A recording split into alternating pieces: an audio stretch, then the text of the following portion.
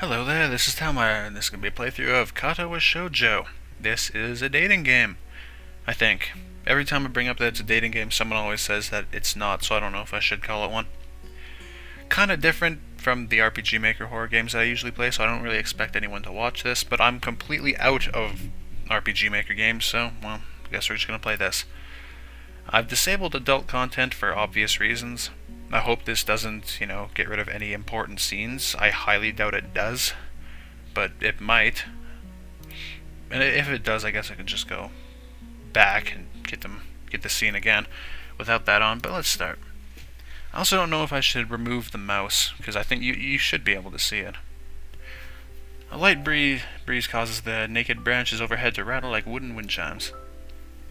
This is a popular retreat for couples in the summer. The deciduous trees provide a beautiful green canopy, far out of sight of teachers and fellow students.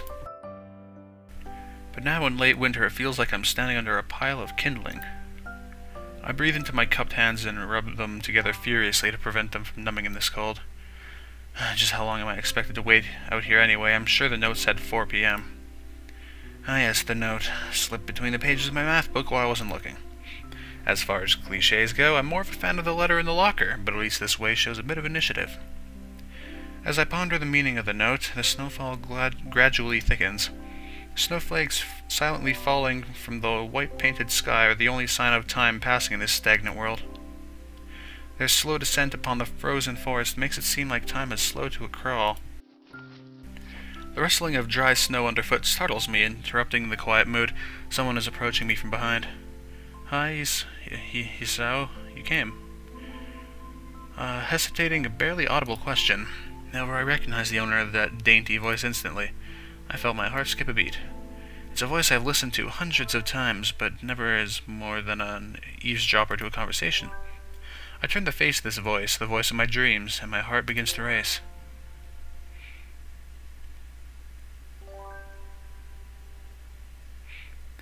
Iwakano, I got a note telling me to wait here. It was yours? Damn it, I spent all afternoon trying to come up with a good line, and that was the result. Pathetic. Yes, I asked a friend to give you that note. I'm so glad you got it. A shy, joyous smile that made me so tense I couldn't move a single muscle even if I tried.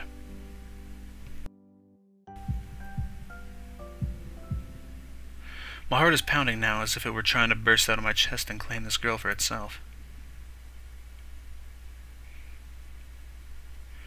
So, here we are, out in the cold. Once again, the wind stirs up the branches, the cacophonous noises, music to my ears.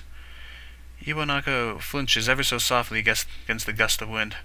As it passes, she rights herself, as if supported by some new confidence. Her eyes lock with mine. She lazily twirls her long dark hair around her finger. All the while, the anxious beating in my heart grows louder. My throat is tight. I doubt I could even force a word out if I tried. You see, I wanted to know if you'd go out with me. I stand there motionless, save for my pounding heart. Well, that was easy. I didn't even have to make any choices. I want to say something in reply, but my vocal cords feel like they've been stretched beyond the breaking point. Isao? I reach up to try to massage my throat, but this only sends spikes of blinding pain along my arms. Isao. My whole body freezes, save for my eyes, which shoot open in terror.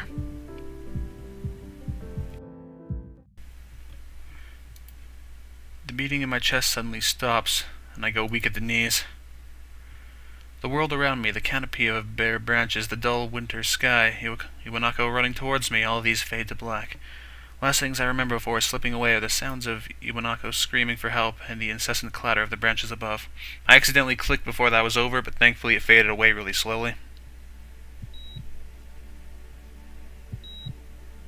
I wasn't expecting any sort of animation in this. I thought it was just going to be all pictures, because that's what I know visual novels for.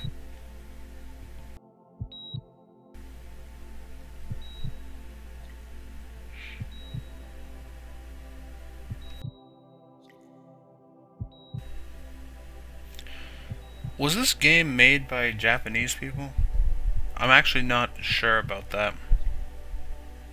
I thought I read that it was made up by people on 4chan, and I don't know if 4chan is used over there. Or maybe it was just translated by people on 4chan. I am not sure at all. Should probably look that up. Should also probably move the mouse out of there.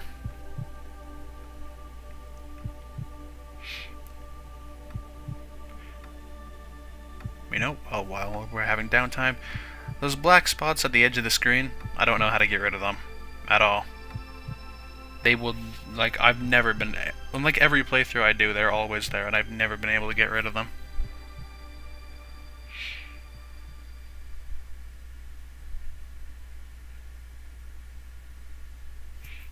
It's been 4 months since my heart attack. In that whole time, I can probably count the times I've left this hospital room unsupervised on one hand. 4 months is a pretty long time when you're left alone with your thoughts, so I've had plenty of time to come to terms with my situation. Arrhythmia. A strange word, a foreign alien one that you don't want to be in the same room with. A rare condition, it causes the heart to act erratically and occasionally beat way too fast. It can be fatal. Apparently I've had it for a long time. They said it was a miracle that I was able to go on so long without anything happening. Is that really a miracle? I guess it was supposed to make me feel better and more appreciative of my life. It really didn't do anything to cheer me up. My parents, I think, were hit harder by the news than I was. They practically had 2 hemorrhages apiece. I had already had a full day by then to digest everything. To them, it was all fresh.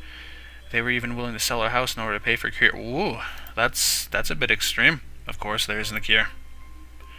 Because of the late discovery of this condition, I've had to stay at the hospital to recuperate from the treatments. When I was first admitted, it felt as if I was missed. For about a week, my room in the ward was full of flowers, balloons, and cards. But the visitors soon dwindled, and all the get-well guests began trickling down to nothing shortly after. Well, that does make sense. People can't keep buying things forever. I realized that the only reason I had gotten so many cards and flowers was because sending me their sympathies had been turned into a class project. Oh. Maybe some people were genuinely concerned, but I doubt it. Even in the beginning, I barely had visitors. By the end of the first month, only my parents came by on a regular basis. Iwanaka was the last to stop visiting. After 6 weeks, I never saw her again. We never had that much to talk about when she visited anyway. We didn't touch the subject that was between us on that snowy day ever again. The hospital?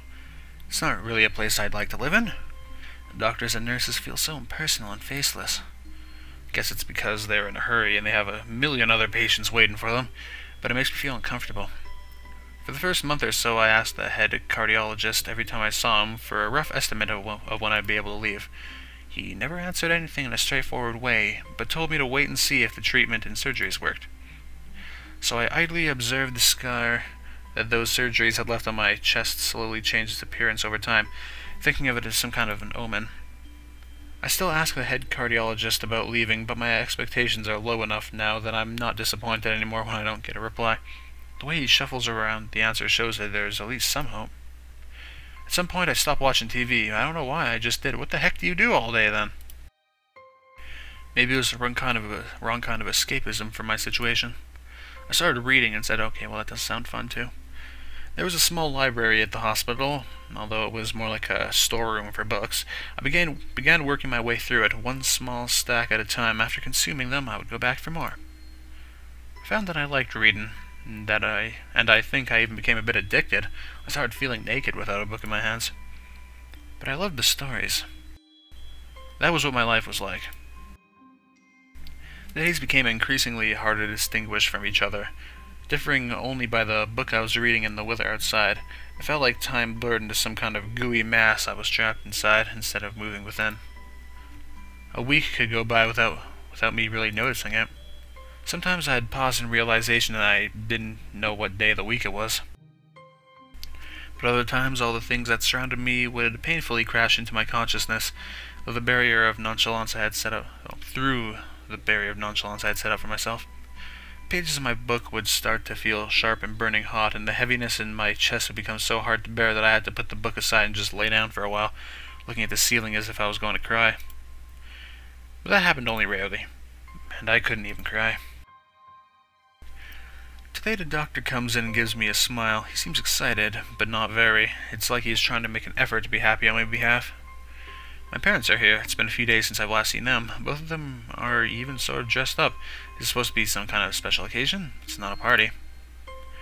There's this ritual the head cardiologist has. He takes his time sorting his papers, then setting them aside as if to make a point of the pointlessness of what he just did. Then he casually sits down the edge of the bed next to mine. He looks me in the eyes for a moment. "Hello, Isawa. How are you today?" I don't answer him, but I smile a little back at him. "I believe that you can go home. Your heart is stronger now, and with some precaution you should be fine. We have all your medications sorted out. I'll give your father the prescription." The doctor hands a sheet of paper to my dad, whose expression turns wooden as he reads it quickly. So many. I take it from his hand and take a look myself, feeling dumb. How am I supposed to react to this? Oh, jeez. The absurdly long list of medications staring back at me from the paper seems insurmountable. They all blend together in a sea of letters. This is insane. Side effects, adverse effects, contraindications, I don't even know what that word means, and dosages are listed line after line with cold precision.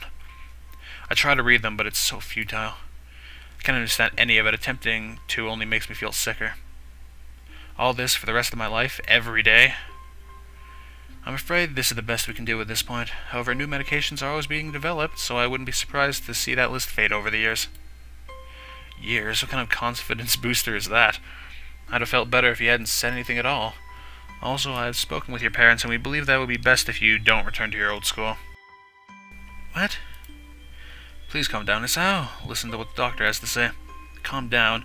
The way he says it tells me he knew full well that I wouldn't like it. Am I going to be homeschooled? Whatever of my concerns shows, it's ignored. We all understand that your education is paramount. However, I don't think that it's wise for you to be without supervision. At least not until we're sure that your medication is suitable. So I've spoken to your parents about a transfer. As a school called Yamaku Academy that specializes in dealing with disabled students. Disabled? What am I? It has a 24-hour nursing staff, and it's only a few minutes from a highly regarded general hospital. The majority of students live on the campus. Think of it as a boarding school of sorts. It's designed to give students a degree of independence while keeping help nearby. Independence is a school for disabled kids. Don't try to disguise that fact. If it was really that free, there wouldn't be a 24-hour nursing staff, and you wouldn't make a hospital being nearby a selling point. Of course, that's only if you want to go, but your mother and I aren't really able to homeschool you. We went out there and had a couple of looks. Had a look a couple of weeks back. I think you'd like it. Looks like I really don't have a choice. Compared to other heart problems, people with your condition usually tend to live long lives. You'll need a job one day, and this is a good opportunity to continue your education. This isn't an opportunity. Don't call it an opportunity. Don't call it a goddamn opportunity. Well, you should be excited at the chance to go back to school. Oh, yeah, I love school. I remember you wanted to return to school. Ugh. And, well, it's not the same one. A special school, that's an insult. That's what I want to say. It's a step down. It's not what you think. All the students there are pretty active in their own sort of way. It's geared towards students that can still get around and learn, but just need a little help in one way or another. Your father's right, and many of the graduates of the school have gone on to do amazing things. A person doesn't have to be held back by a disability. One of my colleagues in another hospital is a graduate. I don't care. A person doesn't have to be held back by their disability. That's what a disability is. I really hate that something so important was decided for me, but what can I do about it? A normal life is out of the question now. It's funny, I always thought my life was actually kind of boring, but now I miss it. I want to protest. I want to blame this lack of reaction on shock or fatigue. I could easily yell out something now, something about how I can go back to school anyway, but no. I don't say anything. The fact is, I know it's futile. I look around the room, feeling very tired of all this. The hospital, doctors, my condition, everything. I don't see anything that would make me feel indifferent. There really isn't a choice, I know this. But the thought of going to a disabled school, what are those even like? As much as I try to put a positive spin on this, it's very difficult. But let me try. A clean slate isn't a bad thing. That is all I can think of to get me through this. At least I still have something, even if it's a special school. It's something. It's a fresh start and my life isn't over. It would be a mistake to just resign myself to thinking that. At the very least, I'll try to see what my new life will look like.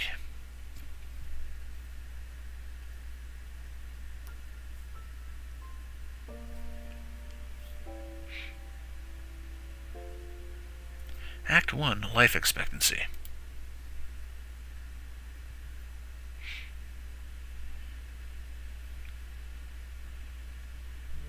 Is that a real picture? Is that a real picture or is that drawn? I can't tell. The gate looked far too pompous for what it was. In fact, gates in general seem to do that, but this one especially so. Red bricks, black wrought iron, and gray plaster assembled into a whole that didn't feel welcoming at all. I wonder if it looked like what a gate for a school should look like, but couldn't really decide. Probably no. Of course, I didn't want to get stuck on thinking about the gate for too long, so I entered through it with a brisk pace that felt surprisingly good. Moving forward feels good. So I walk towards the main building of Yamaku Academy with this brisk pace. I'm alone as my parents are taking my stuff to the dorms, and there's supposed to be someone waiting for me. The grounds are incredibly lush, filled with green. It doesn't feel like the kind of grounds a school would have, more like a park with a clean walkway going past trees and the smell of fresh-cut grass and all other park-like things. Wait, is this drawn? Those leaves don't look very real. Everything else looks really good, though. Words like clean and hygienic pop into my mind. It makes me shudder. I shake them off. Stay open-minded now. It's your new life. You have to take it as it is, as it comes. That's what I tell myself. A few big buildings loom behind the leafy canopies, too big and too many for just a school. Everything seems off. It's different from what I thought I knew about schools. It's an uncanny valley, even though I was told this is my new school. In the back of my head, it just doesn't feel like one. I wonder if the feeling is real or caused by my expectations of a school for the disabled. Speaking of that, I don't see anyone else here. It's kind of eerie. Makes me wish there was somebody here so I could anchor myself to something tangible instead of having this feeling that I stepped into another dimension. The trees hum with the wind and the green hues flashing all around me catch my attention. Makes me think about hospitals again, how they say that the operating rooms are painted green because green is a calming color. So why am I feeling so anxious despite all this greenery? Only after I stand in front of the haughty main building I surprise myself by realizing why the gate bothered me. It was the last chance I had to turn back, even if I had no life I could return to. But still, after entering, there was absolutely no way I could go back anymore. Feeling nervous and with this realization set in my head, I open the front door. A tall man with bad posture notices me as I enter. We're the only people in the lobby, so it's only logical. You must be Nikki? Nakai. So you are. Excellent. I'm your homeroom and science teacher. My name is Muto. Welcome. We exchange a handshake that is neither firm nor sloppy, and he looks at his watch. The head nurse asked you for a brief check-in visit, but there's no time for that now. Oh, should I go later? Yes, afternoon is probably fine. We should get going and introduce you to the rest of the class. They're waiting already. Waiting for me. I don't really like being the center of attention, but I guess it's inevitable in a situation like this. Somehow not knowing what is waiting for me makes me feel really nervous. Thinking of this, I almost miss what the teacher is saying. Do you want to introduce yourself to the class? Can I pause? I can, and I can save. Oh, yeah. I wonder how many save files I can have, because I plan to save at every choice. Create a new save state. Progress successfully saved. What happens if I go to save again? Yeah, so I can make new save states all the time. That seems good. I hope there's no limit, because like I said, I want to save every time I can. So yeah, of course. Yeah, sure, I mean, isn't that normal? Of course, but not everyone likes to be at the center of attention. I'm probably one of those people. Yeah, you just said that you didn't want to be the center of attention, but I guess I should be the one to give the first impression of myself. Right, but it's no problem. Let's go then. My heart is pounding in my chest and it keeps me thinking about my condition as I follow the teacher up the stairs. The third door down the third floor corridor is marked as the classroom for class 3-3. Muto opens the door and enters. Good morning, everyone. Sorry I'm late again. I stay for a split second at the door, freezing on the spot. Get a grip. This is a big step, I know that. But there isn't any point to worrying about it so much about it, at least not this soon. Follow the teacher into the classroom and look around, partially so I won't have to meet the curious gazes of my new classmates. Well, you know what? I actually think I'm going to end right here. It's been 20 minutes, so that's enough for the first part.